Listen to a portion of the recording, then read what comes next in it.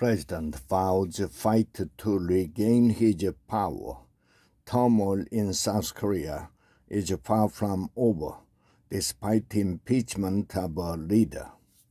Almost 2 weeks ago, President Yoon of South Korea made a bold power grab, putting the country under military rule for the first time in 45 years, citing frustration at the opposition for obstructing his agenda in Parliament.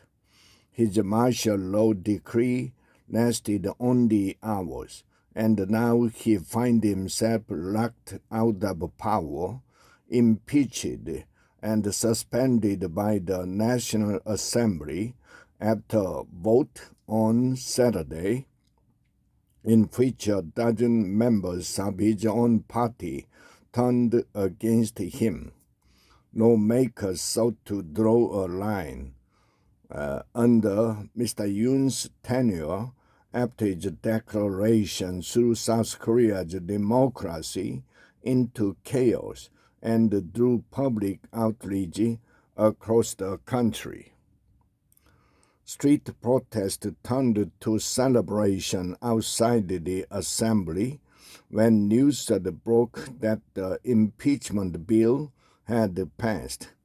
Mr. Yoon's popularity has plummeted during his 2.5 years in office, a term marked by deepening political polarization, scandals involving his wife, and a new constant clash between his government and the opposition-dominated parliament.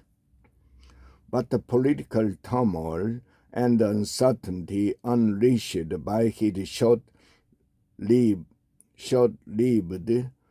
declaration of martial law are far from over. Speaking soon after the vote, Mr. Yoon vowed to fight in court to regain his power, even as the police and the prosecutors closed in on him with a possible criminal charge of insurrection. The future of Mr. Yoon, a deeply unpopular leader, now rests in the hands of the country's constitutional court, which will decide within the next 6 months whether to reinstate him or formally remove him. If he is formally removed, South Korea is then supposed to elect a new leader within 2 months.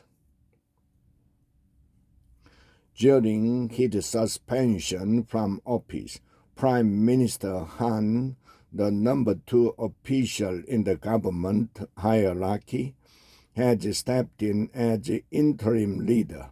"My heart is very heavy," said Mr. Han, a career bureaucrat.